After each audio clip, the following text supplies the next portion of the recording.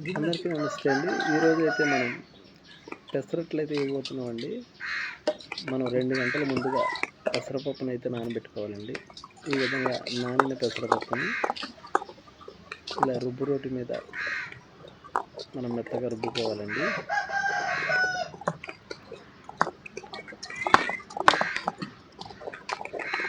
ఈ రుబ్బుకున్న పప్పు అయితే ఎక్కువ నిలవైతే ఉండదండి.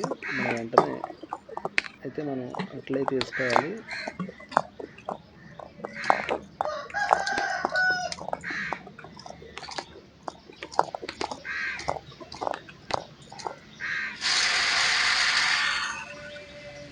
ఇదిగోండి ఈ విధంగా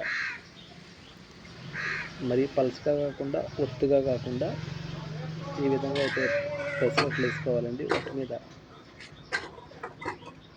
కొంచెం ఉల్లిపాయ ముక్కలు, పచ్చిమిర్చి కూడా వేసుకోవాలండి. దీనికి ఆయిల్ ఎంత ఎక్కువ ఉంటే అంత టేస్ట్గా ఉంటుందండి.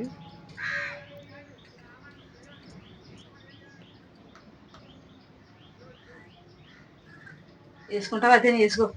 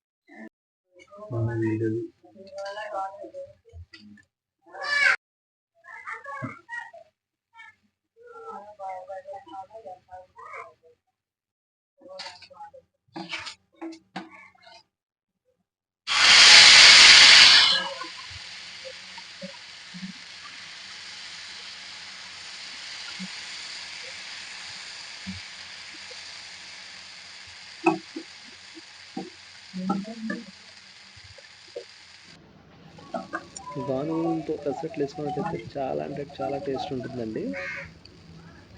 మేమైతే గానుగ నూనెతోనే ట్రై చేసాం.